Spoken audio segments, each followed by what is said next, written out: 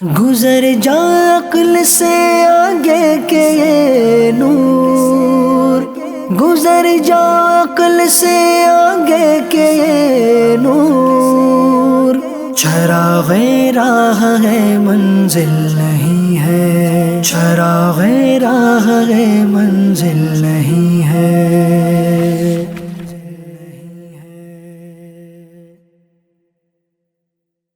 الحمدللہ رب العالمین والصلاة والسلام علی سید الانبیاء والمرسلین، اما بعد فاعوذ باللہ من الشیطان الرجیم، بسم اللہ الرحمن الرحیم۔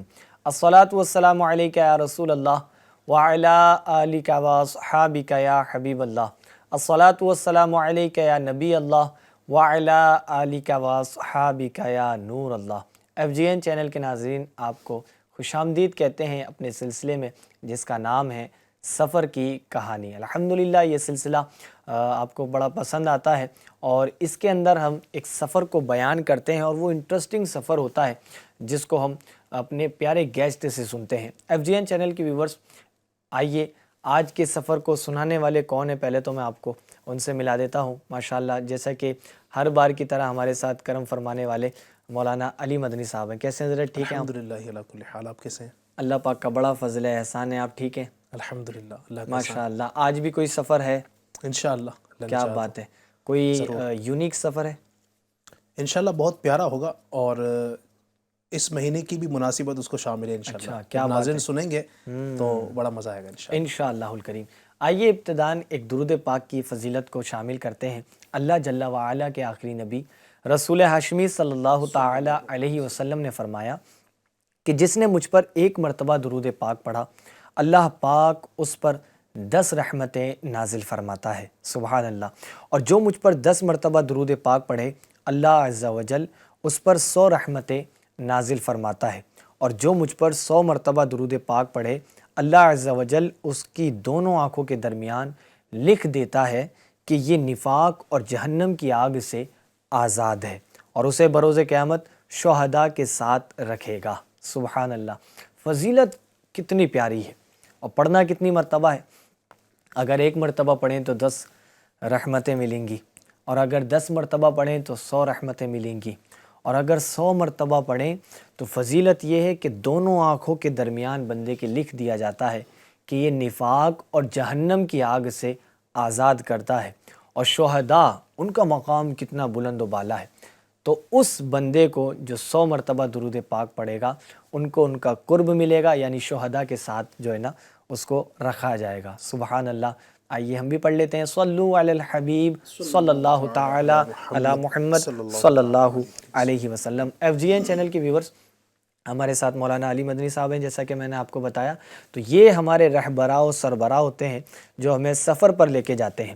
اچھا، سفر تو بیان کیا جائے گا، لیکن اس میں آپ کو ایک چیز عرض کرنا چاہوں گا کہ جیسے جیسے یہاں پر سفر بیان کیا جائے تو آپ فیل کریں کہ آپ بھی سفر پہ، اس سفر پہ ساتھ جا رہے ہیں، اور امیجن کریں، آپ تصویر کو اپنے خیالات میں لے کر آئیں، اپنے دماغ میں لے کے آئیں، تو انشاءاللہ اور مزہ جو ہے دوبالا ہو جائے گا۔ تو آئیے شروع کرتے ہیں آج کے سفر کو۔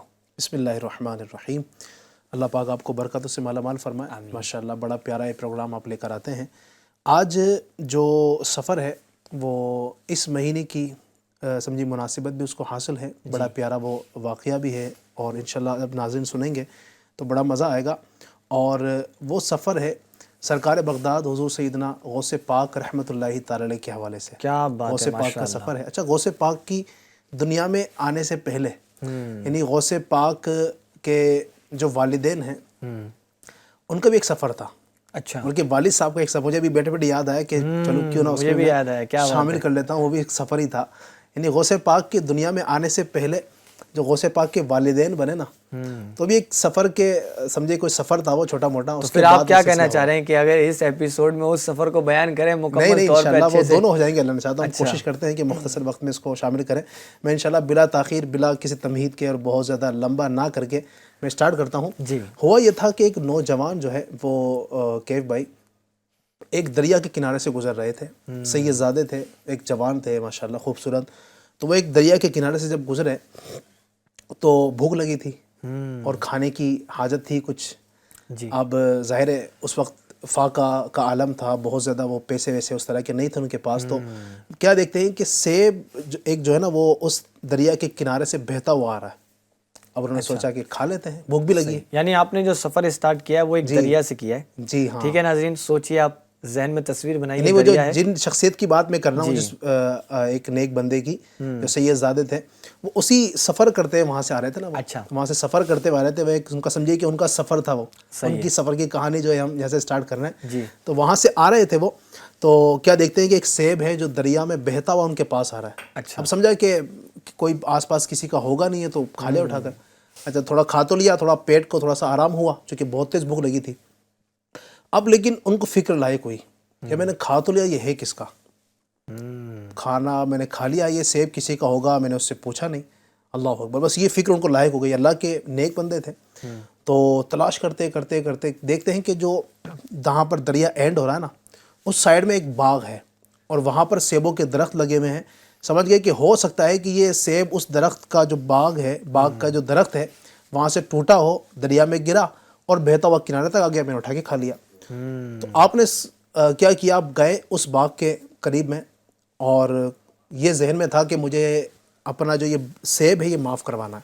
میں نے ان کی اجازت کے بغیر، جو مالک ہے ان کی اجازت کے بغیر کھا لیا. اللہ، ان کا تقویٰ آپ دیکھیں، سبحان اللہ کیسا تقویٰ تھا.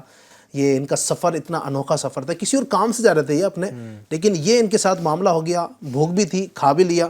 اب آگے کا سفر طے نہیں کیا، یہ سوچ کر کہ پہلے میں اس کو معاف کروا لوں، ایسا نہ ہو کہ اللہ تبارک و تعالیٰ اس کی وجہ سے مجھ سے ناراض ہو جائے. کھایا ایک سیب، اب اس کی تلاش، پھر ندی پتہ نہیں کہاں جا کر. ایک ہی سیب آپ دیکھیں نا کیا ہوتا ہے. ہم لوگ آج کل دیکھیں، لوگ معاذ اللہ لوگوں کی زمینیں ہڑپ کر جاتے ہیں، کیا کچھ کر جاتے ہیں، ڈکار تک نہیں لیتے ہیں. لیکن یہ اللہ کے نیک بندے تھے. چنانچہ یہ جو ہے نا وہ اس باغ کے مالک کے پاس پہنچے، اس سے ملاقات کی. ایک باغ کے مالک جو تھے ایک ضعیف العمر، ایک کوئی ماشاءاللہ داڑھی والے، ایک بہت اچھے نورانی بزرگ تھے وہ. تو ان کے پاس گئے اور ان کے سامنے پورا واقعہ عرض کیا کہ حضرت میں نے آپ کے جو درخت ہے سیب کا، وہ ایک سیب دریا کے کنارے آ رہا تھا، میں نے اس کو اٹھا کر کھا لیا ہے. اب میں اس کو معاف کروانا چاہتا ہوں، آپ برائے کرم کچھ کیجئے. اچھا، وہ جو بزرگ تھے نا وہ سمجھ گئے کہ یہ بندہ جو ہے نا وہ صرف جو ایک سیب معاف کرنے کے لیے اتنا لمبا سفر کر کے، یعنی اس کی جو سفر کی کہانی ہے اتنی لمبی ہے کہ ایک سیب معاف کروانے کے لیے دریا کے اس کنارے سے اس کنارے تک آیا، میرے پاس آیا، اور جناب والا اتنا یہاں پر یہ آیا ہے. تو یہ کوئی عام بندہ نہیں ہے، یقیناً اللہ تبارک و تعالیٰ کا خوف رکھنے والا بندہ ہے. تو وہ بھی تھوڑے سمجھدار تھے. انہوں نے کہا کہ بیٹا دیکھو، میں آپ کا یہ سیب معاف تو کر دوں گا، صحیح، لیکن اتنے سالوں تک، غالباً تقریباً 1 سال یا 2 سال کی آپ نے قید لگائی. کہا کہ اتنے سال تک تمہیں میرے باغ کی رکھوالی کرنی پڑے گی. 12 اس باغ کی 12 سال ہے. اچھا، یعنی ہاں مختلف روایتیں سے ملتی ہے، اگر 12 سال بھی آپ مان لیں. اللہ اکبر. تو کہا کہ اتنے سالوں تک تمہیں جو ہے نا میرے اس باغ کی رکھوالی کرنی پڑے گی. ایک سیب اس کو کھا لیا ہے. اچھا، وہ جو نوجوان تھا وہ بھی تھا اللہ کا خوف رکھنے والا. اس نے یہ سوچا کہ اگر انہیں معاف نہیں کیا، اچھا قیامت کے دن پکڑ ہو گئے تو کیا ہوگا. اتنی وہ تھوڑا مطلب جی ہیوی ہو گئی کہ ایک سیب کھایا ہے. اگر اس پہ کہتے ہیں کہ بھئی چلیں ٹھیک ہے، ایک یوں سمجھے ایک پیٹی اٹھائیں وہاں رکھ دیں تو اس کا قرض تو ادا ہو جانا. 2 دن میری خدمت کر لو، آپ 5 دن ہمارے رک جاؤ، 10 دن رک جاؤ. 12 سال ایک ظاہر سی بات ہے، ایک بڑی، یعنی 12 سال چلے، اگر دیگر ہم اگر وہ روایتوں کو مانیں، اگر کچھ کم سال بھی ہو، 2-3 سال بھی آپ مانیں تو بہت ہوتے ہیں بھائی. لیکن وہ خوف خدا رکھنے والے تھے. کہا کہ مجھے منظور ہے. تو وہ جو انہوں نے جتنے سال کی بات کی تھی اتنے سالوں کے لیے وہ تیار ہو گئے. ان کے یہاں پر خدمت کرتے، ان کے باغ کی رکھوالی کرتے، یہاں تک کہ جب ایک وقت آیا کہ جو سالوں کی انہوں نے بات کی تھی وہ تمام سال مکمل ہو گئے. پھر حاضر ہوئے اور کہا کہ حضرت اب میں چلوں، میں نے آپ کی دی ہوئی شرط کے مطابق اس مدت تک میں نے کام مکمل کیا، اور مجھے امید ہے کہ آپ نے میری اس خطا کو، میرے اس سیب کو معاف کر دیا ہوگا. کہا کہ بیٹا آپ ہمارے ساتھ رہے، آپ کا شکریہ، لیکن ابھی بھی ایک شرط میری اور باقی ہے. کہا کہ حضرت اب اور کیا باقی ہے، میں اتنے سال آپ کے ساتھ رہ لیا.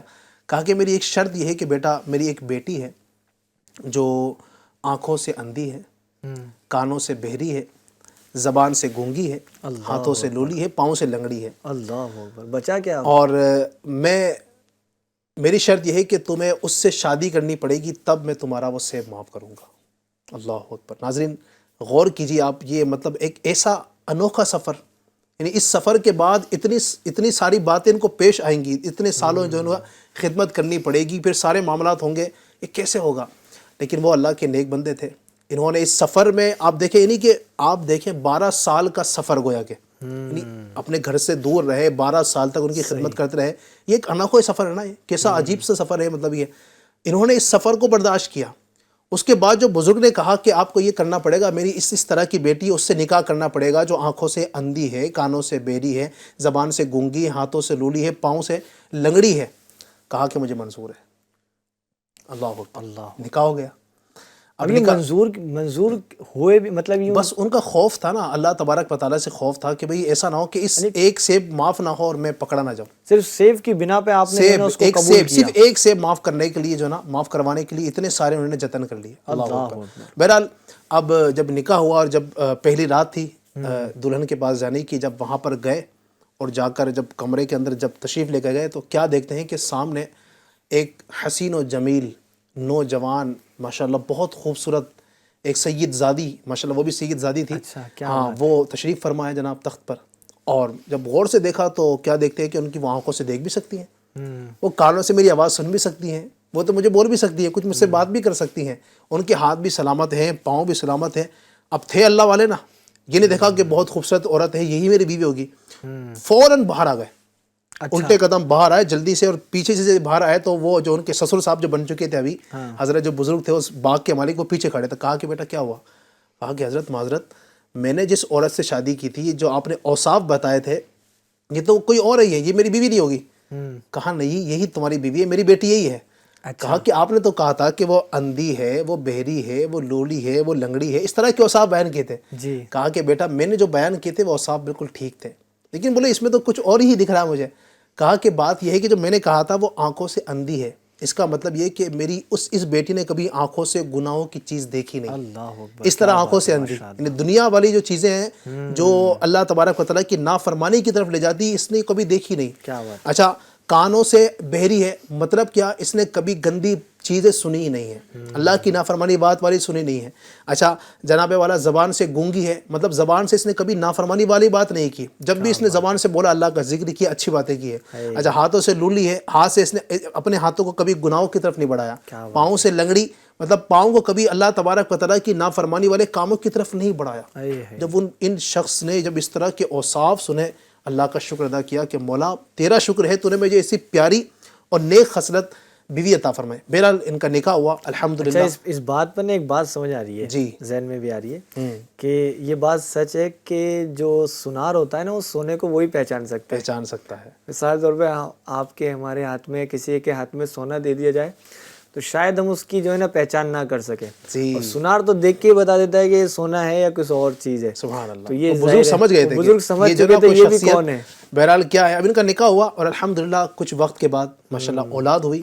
اور اولاد جو بھی کیف بھائی ناظرین سبحان اللہ، یہ اولاد جو ہے نا کوئی نارمل اولاد نہیں تھی. کیا بات ہے. آپ غور کیجئے، جس کے ماں باپ اس طرح کے ہوں کہ باپ ایسا ہے جس نے جناب والا ایک سیب کو معاف کرنے کے لیے کئی سالوں تک خدمت کی، کئی سالوں تک اپنا وقت دیا، گھر بار کو چھوڑ کے، سارے معاملات کو چھوڑ کے اس لمبے سفر میں جو ہے نا وہ لگے رہے. 12 سال تک تقریباً وہاں پر قیام کیا. اب اگر ہم غور کریں علی بھائی، سیب معاف کروانے کے پیچھے ریزن کیا تھا؟ تو خدا کی فرما برداری تھی. سبحان اللہ سبحان اللہ. یہ آپ دیکھیں نا ان کا ایک معاملہ. پھر ماں جو ہے وہ کتنی عظیم ہے کہ جس نے کبھی آنکھوں سے گناہ نہیں دیکھا، کبھی کانوں سے گناہ نہیں سنا، کبھی زبان سے گناہ والی بات نہیں کہی، ہاتھ اور پاؤں دیگر اعضاء کو گناہوں کی طرف لے کر نہیں گئی.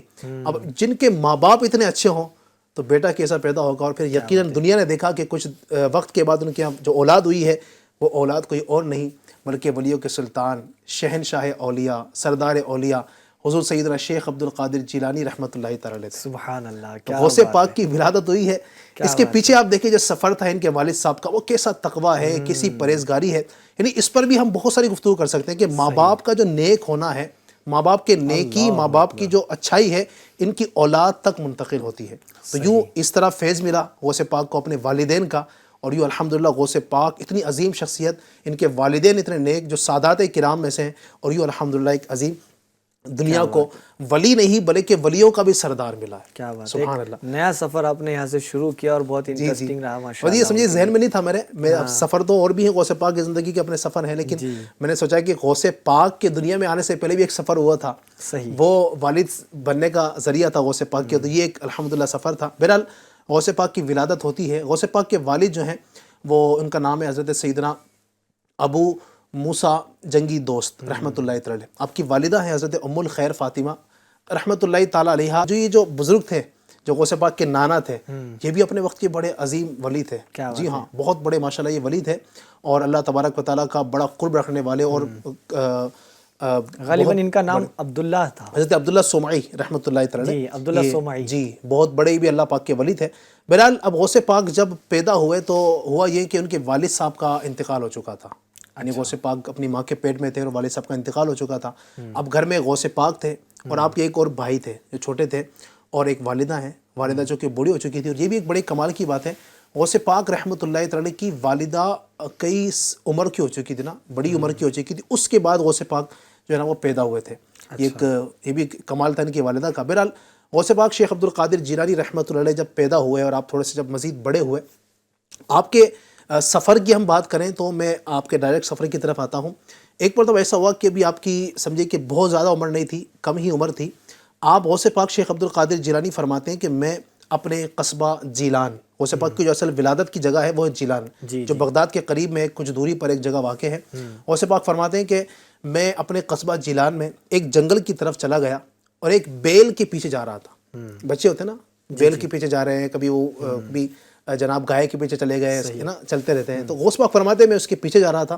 وہ بیل جو تھی اس نے پیچھے مڑ کر میری طرف دیکھا اور کہا یا عبد القادر ما لہذا خلقتا، اے عبد القادر آپ اس کام کے لیے پیدا نہیں کیے گئے، آپ اس طرح کے کھیل کود کے کاموں میں اور اس طرح کے وقت ضائع کرنے والے کاموں کے لیے پیدا نہیں کیے گئے، آپ تو بڑے مرتبے والے ہیں. غوث پاک فرماتے ہیں کہ میں گھبرایا اور فوراً بھاگتا ہوا میں گھر کی چھت پر آیا. اس وقت حج کے ایام چل رہے تھے. غوث پاک فرماتے ہیں میں اپنے گھر کی چھت پر چڑھا، الحمدللہ میں نے جب نگاہ اٹھا کر دیکھی تو میری نگاہوں کے سامنے عرفات کا میدان تھا. لوگ عرفات کے میدان میں ہیں، حاجی وہاں پر جمع ہیں، وقوف عرفہ وہاں پر ہو رہا ہے. کہتے یہ منظر میں نے دیکھا، اتنا پیارا منظر. اس کے بعد میں اپنی والدہ کے پاس آیا اور میری دل کی دنیا جو ہے نا وہ تبدیل ہو چکی تھی. والدہ ماجدہ کے پاس آیا اور کہا کہ امی جان میں اللہ تبارک و تعالیٰ کی راہ میں وقف ہونا چاہتا ہوں، سبحان اللہ، آپ مجھے اجازت دیجئے، میں سفر کرنا چاہتا ہوں. اب یہ غوث پاک کا جو سفر تھا جس نے الحمدللہ کئی لوگوں کو زندگی عطا فرمائی، یعنی کئی لوگوں کی رہنمائی کا یہ سفر ذریعہ بنا. آپ نے کہا کہ مجھے اجازت دیجئے، میں ایک سفر کرنا چاہتا ہوں، علم دین حاصل کرنا چاہتا ہوں. کیا بات. غوث پاک کی والدہ نے پوچھا کہ بیٹا بات کیا ہے، آخر اچانک سے کیا ہوا؟ تو آپ نے سارا جو واقعہ تھا بیل والا اور جو آپ نے وہ میدان عرفات جو دیکھا تھا چھت پر چڑھ کر، آپ نے سارا اپنی امی جان کو بیان کیا. آپ کی امی جان بہت خوش ہوئی. اب چونکہ آپ کی امی جان جو ہیں وہ اکیلی تھی گھر میں، اس اعتبار سے کہ گھر میں کوئی اور مرد نہیں تھا. بھائی تھے آپ کے، وہ بھی چھوٹے تھے غوث پاک کے، جن کا نام ابو احمد غالباً بتایا جاتا ہے، تو یہ چھوٹے تھے. امی جان رحمۃ اللہ تعالیٰ علیہ چونکہ ولیہ تھی، آپ خود بھی اللہ کی نیک بندی تھی اور ماشاءاللہ سیدہ تھی، شہزادی صاحبہ تھی، نبی پاک کی آل پاک سے ہیں، جن کے بارے میں اعلیٰ فرماتے ہیں کہ تیری نسل پاک میں ہے بچہ بچہ نور کا، تو ہے عین نور تیرا سب گھرانہ نور کا. یہ گھرانہ جو ہے نا بڑا پاکیزہ گھرانہ، ستھرا گھرانہ، جس میں والد بھی سید صاحب ہیں، ایک جو ہے نا وہ حسنی سید ہیں تو ایک حسینی سید ہیں. جی آپ کے والد صاحب غالباً حسنی سید تھے اور والدہ حسینی سیدہ. تو غوث پاک رحمۃ اللہ تعالی حسنی اور حسینی سیدوں کے جامع ہیں. الحمدللہ ان کی برکت سے آپ جو ہے نا وہ دنیا میں تشریف لائے ہیں. یہ میرے غوث پاک کا مقام ہے. اور پھر والدہ کا نام بھی فاطمہ، ام الخیر آپ کو پکارا جائے. ام الخیر فاطمہ، کیا بات ہے. اب یہ جو آپ ان کا بیان کریں گے نا تو FGN چینل کے ناظرین کو بھی تھوڑا سا احساس اس کا ہوگا کہ ان کی سیرت میں بی بی فاطمہ الزہرا رضی اللہ تعالیٰ عنہا کی جھلکیاں نظر آئیں گی انشاءاللہ، کیونکہ خون ہی ان کا ہے نا، ان کا خون ہے ماشاءاللہ، تو کیوں نہ نظر آئیں گی. اب غوث پاک رحمۃ اللہ علیہ کی والدہ جو تھی، چونکہ میں نے کہا کہ ولیہ تھی اور جو اللہ کے نیک بندے تو ان کاموں سے منع نہیں کرتے. ہمارے یہاں کیا ہوتا ہے، بچہ اگر ماں سے آ کر کہے، ابو سے کہے کہ ابو میں جو ہے نا وہ عالم بننا چاہتا ہوں، مجھے آپ مدرسے بھیج دیجئے، تو باپ کے بیٹا کیا مولوی بنے گا، کیا کرے گا، ہے مسجد کی روٹیاں توڑے گا، معاذ اللہ. اس طرح کی باتیں آج کل ماں باپ کر رہے ہوتے ہیں، لیکن یہ اس طرح کے لوگ تھوڑی تھے، یہ تو نیک لوگ تھے. آپ نے سنا پیچھے ابھی والدہ ایسی ہے کہ جنہوں نے زندگی میں کبھی آنکھ اٹھا کر گناہ کی طرف نہیں دیکھا، کبھی زبان سے گناہ نہیں بولا، کبھی کانوں سے گناہ والی بات نہیں سنی، ہاتھ پاؤں جن کے کبھی گناہوں کی طرف بڑے نہیں. اتنی عظیم پاکیزہ اور ستھری اور پاک کی بیوی تھی، سبحان اللہ، کہ ان کا مقام تھا. تو انہوں نے یہ تیار ہو گئی، ایک کمرے میں گئی اور کمرے سے جو ہے نا یہ کچھ 80 دینار کہتے ہیں چاندی کے سکے کو، یہ سونے کے سکے کو، جی معذرت، سونے کے سکے کو، تو 80 جو ہے اشرفیاں سونے کی سکے یہ لے کر آئی. اور یہ جو سونے سکے تھے اصل میں غوث پاک کے والد صاحب نے انتقال کے وقت چھوڑے تھے.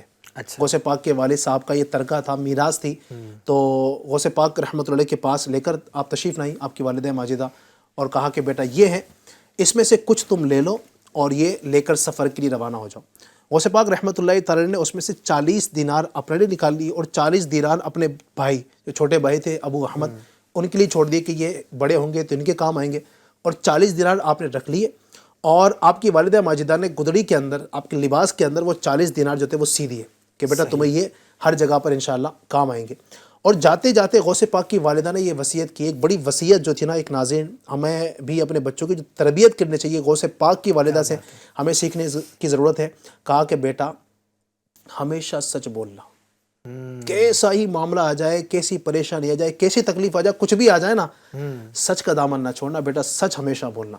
غوث پاک کے ذہن میں بیٹھ گیا، امی جان نے ایسی وصیت کی ہے، حالانکہ اور بھی وصیتیں ہو سکتی اور بھی ہو سکتی تھی کہ یہ کرنا وہ کرنا، تمہیں یہ کرنا، اپنا دھیان رکھنا ہے، اس جگہ جانا ہے، آج کل ہوتا ہے نا والدہ کہتی ہیں کہ کھانا ٹائم سے کھانا ہے، بیٹا دھیان رکھنا ہے، یہ ساری چیزیں۔ لیکن غوث پاک کی والدہ جو ہے نا، ان کو دین کے ساتھ ساتھ دنیا سکھاتے تھے نا یہ لوگ، تو اصل ان کا مقصد کیا تھا، صرف دنیا سب کچھ نہیں ہے، یہ سکھاتے تھے دین کی باتیں، اللہ کی باتیں، لوگوں کو نیک بنانے کی باتیں۔ تو کہا کہ کچھ بھی ہو جائے بیٹا، ہمیشہ سچ کا دامن تھامے رکھنا، سچ ہمیشہ بولنا، جھوٹ کی طرف مت جانا۔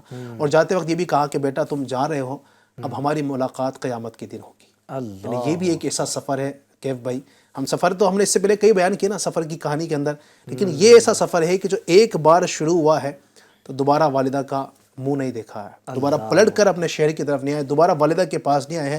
ایک بار نکلے ہیں، چھوٹی عمر ہے، نکلے ہیں سفر کے لیے، پھر وہیں پر بسے، اور آج مزار وہیں پر، جس طرف روانہ ہوئے تھے بغداد کی طرف، آج مزار بھی اسی بغداد میں۔ آپ چاہتے تو چل جاتے جیران اپنے، کچھ علم دین حاصل کر کے 20 سال 15 سال دوبارہ ماں کے پاس چلے جاتے، وہیں پر پھر رہتے۔ پھر آپ کی جوانی میں آپ کی شہرت کے ڈنکے بجے، تب جا سکتے تھے کہ چلیں بھائی اب تو سب کچھ حاصل ہو گیا ہے، چلے آپ چلے جائیں، لیکن آپ نے اس کو نہیں چھوڑا، اور آپ یہیں پر علم دین حاصل کرنے کے لیے اور یہیں پر ماشاءاللہ رہے۔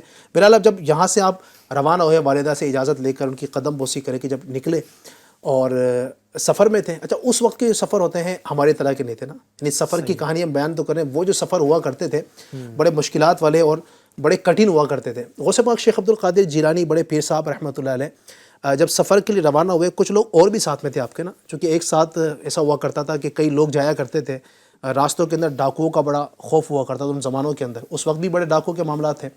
جب آپ رحمۃ اللہ علیہ کچھ لوگوں کے ساتھ نکلے تو ایسے ہوا کہ راستے کے اندر ڈاکوؤں کی ایک بستی آئی، اچھا، انہوں نے جو نا سب کو پکڑ لیا اور کہا کہ جو کچھ نکالنا شروع کرو، سب کے مال لوٹے، کسی کا پیسہ، کسی کا روپیہ، کسی کے پاس کیا ہوگا، کسی کے پاس کیا ہوگا، کسی کے پاس قیمتی چیزیں تھیں، کھانے پینے کی سب چیزیں لوٹنا شروع کی۔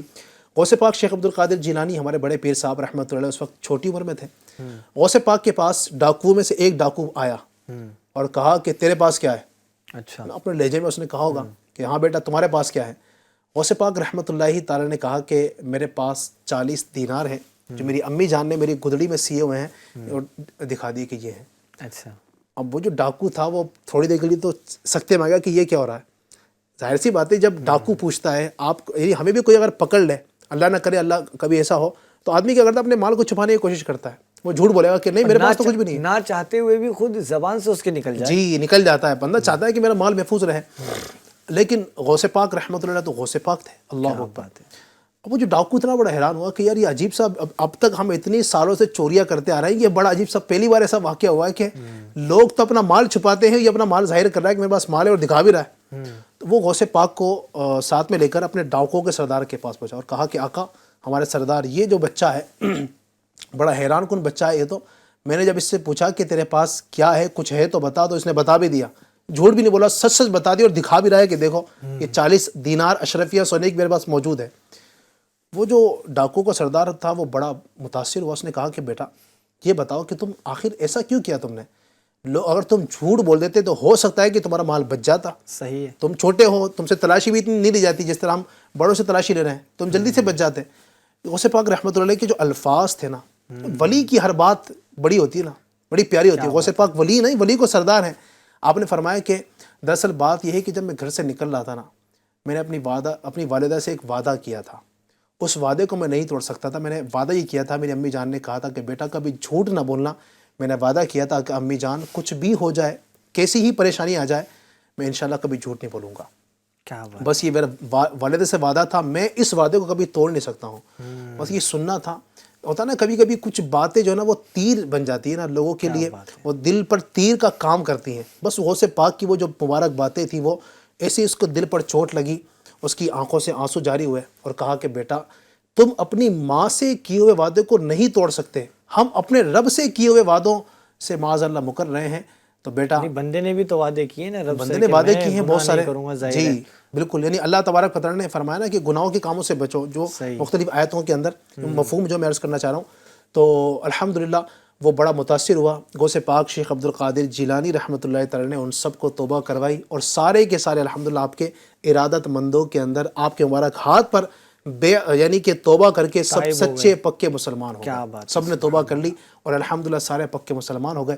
یہ غوث پاک کا جو سفر اسٹارٹ ہوا ہے، سبحان اللہ، یعنی آپ دیکھیں سفر کی یہ بڑی عجیب کہانی ہے، بڑی عجیب یہ سمجھے کہ واقعات ہیں کہ سفر اسٹارٹ ہوا تو ایسا کہ سفر اسٹارٹ ہوتے ہی کئی لوگوں کو توبہ کروا رہے ہیں۔ ابھی تو پھر یہ نظریں کہاں کہاں پڑیں گی، کہاں پڑیں گی، اللہ اکبر، نگاہ ولی میں وہ تاثیر دیکھی، بدلتی ہزاروں کی تقدیر دیکھی۔ ایسا ہی ہے غوث پاک شیخ عبد القادر جیلانی رحمۃ اللہ علیہ فرماتے ہیں کہ میں نے 500 ایسے لوگوں کو جو شرابی تھے اور اس طرح کے جو لوگ تھے ان کو میں نے اپنے ہاتھوں پر توبہ کرائی۔ اس طرح کی اور بھی بہت سارے واقعات ہیں، لاکھوں لوگوں نے الحمدللہ آپ کے مبارک ہاتھ پر توبہ کی ہے، لوگ دائرہ اسلام میں داخل ہوئے ہیں۔ اب جب غوث پاک شیخ عبد القادر جیلانی رحمۃ اللہ تعالی علیہ بغداد پہنچے، بغداد پہنچنے کے بعد آپ رحمۃ اللہ تعالی علیہ جس مقصد کے لیے آئے تھے، جو سفر آپ نے اسٹارٹ کیا تھا علم دین، الحمدللہ اب اس سفر میں آپ لگے اور لگن کے ساتھ بڑی محنت کے ساتھ آپ کے بغداد کے اندر کئی سارے ایسے علماء تھے جو آپ کے استاد بنے، ظاہری طور پر آپ کے استاد بنے ہیں اور آپ نے علم دین حاصل کرنا شروع کیا۔ آپ خود فرماتے ہیں کہ میں سبق لے کر استاد صاحب سے، اپنے معلم سے میں جنگل کی طرف نکل جاتا۔ یہ بھی آپ کا ایک انوکھا انداز تھا، وہاں مدرسے میں نہیں رہتے آپ، کہتے ہیں کہ میں نکل جاتا اور جنگلات میں نکل کر وہاں پر مطالعہ کرتا، علم دین کو وہاں کو پختہ کرتا، اور ایسے ایسے معاملات آئے میرے اس سفر کے اندر۔ آپ فرماتے ہیں کہ میں نے 40 سال تک، کتنے سال تک؟ 40 سال تک میں نے الحمدللہ، آپ فرماتے ہیں غوث پاک کے 40 سال تک عشاء کے وضو سے فجر کی نماز ادا کی۔ سبحان یعنی عشاء میں وضو کرتے تھے اور وہ وضو جو ہے نا وہ فجر تک برقرار رہتا۔ روزانہ یہ معاملہ ہوتا کہ عشاء کو وضو کرتا ہے، مطلب کہ رات میں سوتے نہیں، رات میں سونے سے وضو ٹوٹ جاتا ہے، تو رات میں آپ سوتے نہیں تھے، یعنی سونے کی جو کچھ کیفیات ہیں جن سے وضو ٹوٹ جاتا ہے، تو عشاء کا وضو کرتے، نماز پڑھتے اور فجر تک پوری رات جاگتے۔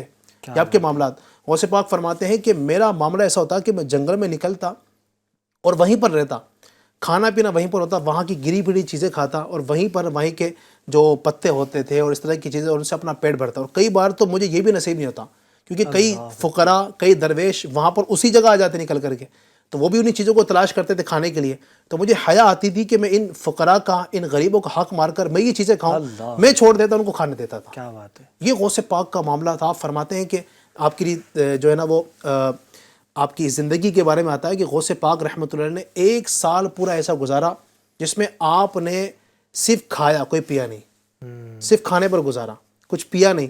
اور 1 سال ایسا آیا کہ آپ رحمۃ اللہ نے صرف پیا، کھایا کچھ نہیں۔ 1 سال صرف کھانے پر گزارا، یعنی صرف کھاتے رہے، کچھ پیا نہیں، یہ آپ کی زندگی کے معاملات۔ اور 1 سال یہ آیا کہ آپ صرف پیتے رہے، پانی پر گزارا کیا، کھانے کی کوئی چیز آپ کو میسر نہ ہوئی۔ اور 1 سال تو ایسا آیا، فرماتے ہیں کہ نہ کھایا نہ پیا، اس طرح آپ رحمۃ اللہ تعالی کی زندگی بسر ہوئی۔ پھر ایک وقت آیا ماشاءاللہ آپ نے عبادات کے اندر، ریاضات کے اندر یہ زندگی گزاری، گری پڑی چیزیں کھاتے، جنگلات کی عبادات کرتے، اللہ تبارک و تعالیٰ کی بندگی کرتے۔ یہ جو سفر تھا آپ کی زندگی کا، ایسا حیران کن تھا، ایسا سکھانے والا تھا، اور یہ الحمدللہ 1-2 سال نہیں، 40 سالوں تک آپ رحمۃ اللہ علیہ کی یہ کیفیات رہی، علم دین حاصل کرتے رہے، لوگوں کو سکھاتے رہے۔ ایک وقت آیا الحمدللہ دنیا نے آپ کو جانا، دنیا نے آپ کو پہچانا کہ یہ کوئی عام بندہ نہیں ہے، یہ جو شخص ہے کوئی عام شخص نہیں ہے، بلکہ یہ ولیوں کا سردار ہے۔ آپ رحمۃ اللہ تعالی کی آمد سے پہلے ہی آپ کے چرچے ہو چکے تھے۔ حضرت جنید بغدادی رحمۃ اللہ علیہ آپ کی آمد سے پہلے، غوث پاک کی پیدائش سے پہلے بشارت دے چکے تھے، ایک بچہ جیلان میں پیدا ہوگا جو بغداد کی جامع مسجد کے ممبر پر کھڑے ہو کر اعلان کرے گا، قدمی ہاذہ علی رقبۃ کل ولی اللہ، کہ میرا یہ قدم اللہ کے ولیوں کی گردنوں پر ہے۔ اور فرماتے ہیں کہ تم گواہ ہو جاؤ، میں ابھی سے اس بچے کے قدم کو اپنی گردن پر لیتا ہوں۔ اللہ، یہ غوث پاک شیخ عبد القادر جیلانی ہیں، ایسے آپ نے سفر کیا، آپ کی زندگی کے اور بھی سفر تھے، آپ نے تبلیغی سفر بھی آپ نے کئی سارے کیے. ایک واقعہ بس میں آخر میں چاہتا ہوں کہ میں چاہتا ہوں کہ یہ اگلے واقعات، کیونکہ مزید بھی سفر ہیں غوث پاک رحمۃ اللہ تعالی علیہ کے، تو ان کو تفصیل سے بیان کرنے میں جو مزہ ہے نا علی بھائی، سبحان اللہ، مجھے لگتا ہے اگر شارٹ میں کر دیں گے تو پیاسے رہ جائیں گے ہمارے ناظرین اکرام. واقعی میں بہت شاندار سفر علی بھائی نے بیان کیا ہے، آؤٹ کلاس. اور قادریو کیسا فخر ہو رہا ہے نا اپنے پیر پر، خدا کے الحمدللہ. فضل سے ہم پر ہے سایہ غوث اعظم کا، ہمیں دونوں جہاں میں ہے سہارا غوث اعظم کا، ماشاءاللہ. اچھا، اس میں ایک بات میرے ذہن میں یہ بھی آ رہی ہے FGH چینل کے ویورز علی بھائی، کہ جیسے غوث پاک کی جو کرامت اگر بچے سے پوچھی جائیں تو ان کو اکثر کو معلوم ہوتا ہے کہ غوث پاک کی یہ کرامت، غوث پاک کی یہ کرامت، لیکن مجھے لگتا ہے کہ غوث پاک کی جو سیرت ہے اس کو بھی ہمیں بتانی چاہیے. مثال کے طور پہ علی بھائی نے جیسے ذکر کیا کہ غوث پاک نے علم دین سیکھنے کے لیے سفر کیا، غوث پاک نے سچ کا دامن تھامے رکھا، جھوٹ آپ نے کبھی نہیں بولا، علم دین سیکھا. اور کیسا سیکھا کہ 40 سال کی عمر میں آپ نے کتنی مشقتیں اٹھائیں، کتنی پریشانیاں اٹھائیں. پھر ایک رخ یہ بھی ہے کہ غوث پاک رحمۃ اللہ تعالی علیہ کے حوالے سے آپ نے فرمایا کہ رات کو وضو کرتے اور فجر ادا کرتے. کتنی سال آپ نے بتائی؟ 40 سال آپ نے اس طرح نماز ادا کی. تو یہ چیزیں بھی ہمیں معلوم ہونی چاہیے، ہمارے بچوں کو معلوم ہونی چاہیے کہ غوث پاک کا نام صرف ہم یوں ہی نہیں لے دیتے کہ بس غوث پاک تھے، کرامت دکھائی تھی. نہیں، غوث پاک بہت شان والے ہیں، انہوں نے اپنی زندگی کو اللہ تبارک و تعالیٰ کی راہ میں قربان کر دیا. اللہ کریم ہمیں ان کا سچا پکا مرید بنائے اور ان کا فیض ہم سب پر قائم و دائم فرمائے. اللہ کریم غوث پاک رحمۃ اللہ تعالی علیہ کے حوالے سے زیادہ انفارمیشن ہمیں حاصل کرنے اور دوسروں تک پہنچانے کی توفیق عطا فرمائے. صلو علی الحبیب صلی اللہ تعالی علی محمد صلی اللہ علیہ وسلم.